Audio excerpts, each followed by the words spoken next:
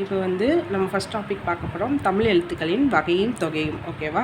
அதில் வந்து ஃபஸ்ட்டு என்ன சொல்கிறாங்கன்னா, உலகில் உள்ள ஒவ்வொரு பொருளையும் மனிதன் உற்று நோக்குகிறான். அதாவது ஒவ்வொரு பொருளையும் உற்று நோக்கிறான்னு சொல்கிறாங்க. அப்புறம் இயல்பை அறிந்து கொண்டான்னு சொல்கிறாங்க. அதுக்கு மொழியை ஆய்ந்து கவனிக்கிறான் மனிதன். இது ஃபுல்லாமே மனிதன் தான். ஓகேவா?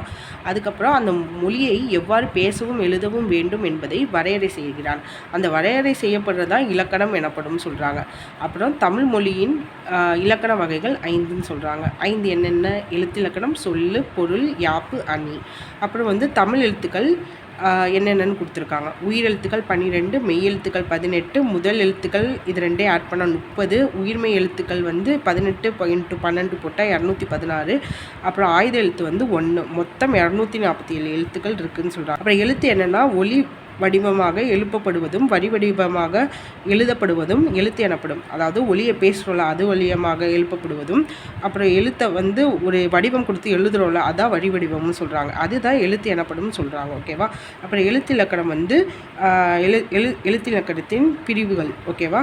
அதில் நன்னூல் என்ன சொல்கிறாங்கன்னா, என் பெயர், முறை, பிறப்பு, உருவம், மாத்திரை, முதல் ஈறு, இடைநிலை, போலி என்றா, பதம், புணர்வு என பன்னிரு பாற்று அதுவே அப்படி சொல்கிறாங்க. ஃபஸ்ட்டு என்ன சொல்கிறாங்கன்னா, என் பெயர், முறை, பிறப்பு, உருவம்னா வடிவம் நமக்கு தெரியும், மாத்திரை அளவு, முதல் ஈறு, இடைநிலை, போலி, பதம், புணர்ப்பு என 12 பிரிவுகளையும் தமிழ் எழுத்து இலக்கணம் கொண்டுள்ளது.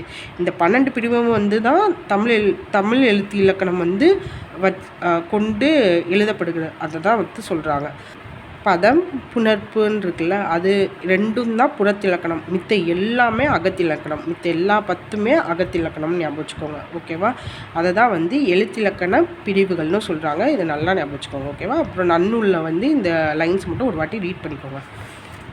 அடுத்து என்னென்னு பார்க்கலாம். அப்புறம் எழுத்து 2 வகைப்படும். எழுத்து நம்மளுக்கு தெரியும். முதல் எழுத்து, சார்பெழுத்து. முதல் எழுத்து வந்து உயிரெழுத்து, மெய் எழுத்து. சார்பெழுத்து வந்து 10 நம்மளுக்கு தெரியும். உயிர்மெய், ஆயுதம், உயிரளபடை, ஒற்றளபடை, குற்றியலுகரம், ஐகார குறுக்கம், ஔகார குறுக்கம், மகர குறுக்கம், ஆயுத குறுக்கம். இதெல்லாம் பின்னாடி நம்ம பார்த்துக்கலாம். ஓகே தானே? அப்புறம் வந்து சார்பெழுத்துக்கள். சார்பெழுத்துக்களில் ஆயுத எழுத்து மட்டும் தலையை இடமாக கொண்டு பிறக்கும். அது வந்து ஆயுத எழுத்து வந்து எப்படின்னா, வாயை திறந்து ஒலிக்கும் முயற்சியால் பிறக்கிறது. இது ரெண்டுமே ஞாபகம் வச்சுக்கோங்க. தலையை இடமாக கொண்டு பிறக்கிறது வந்து ஆயுதமாகிய சார்பெழுத்து. அதுக்கப்புறம் ஆயுத எழுத்து வாயை திறந்து ஒலிக்கும் முயற்சியால் பிறக்கிறது. நல்லா ஸ்டேட்மெண்ட் ஞாபகம் வச்சுக்கோங்க இது ரெண்டையும். அப்புறம்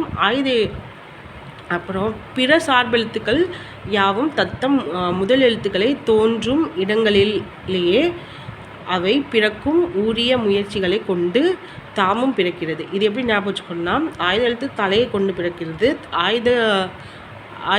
ஆயுதமாகிய சார்பெழுத்து தலையை கொண்டு பிறக்கிறது. ஞாபகம் வச்சுக்கோங்க. அடுத்து ஆயுத எழுத்து வந்து என்னென்னா, வாயை திறந்து ஒலிப்பதன் மூலம் பிறக்கிறது. பிற சார்பெழுத்துக்கள் எப்படின்னா, முதல் எழுத்துக்களை எங்கே தோன்றுதோ, இடமாக பிறக்குதோ, அதை வச்சு தான் அதுவும் பிறக்குது அப்படின்னு சொல்கிறாங்க. அதை தான் நன்னூல் வந்து என்ன சொல்கிறாங்கன்னா, ஆயுதத்துக்கு இடம் தலை அங்கா முயற்சி சார்பெழுத்து எனவும் தம் முதல் அணைய அப்படின்னு நன்னூல் சொல்கிறாரு. ஓகேவா? இதை வந்து ஞாபகம் வச்சுக்கோங்க. ஆயுதம் வந்து தலையிடமாக கொண்டு பிறக்கிறது, வாயை திறந்து ஒலிப்பதன் மூலமாக பிறக்கிறது. பிற சார்பெழுத்துக்கள் வந்து முதல் எழுத்துக்களை எங்கே இடமாக கொண்டு பிறக்கிறதோ அங்கே தான் பிறக்குது பிற சார்பெழுத்துக்கள். ஞாபகம் வச்சுக்கோங்க. ஓகேவா? நெக்ஸ்ட் வீடியோவில் பார்க்கலாம்.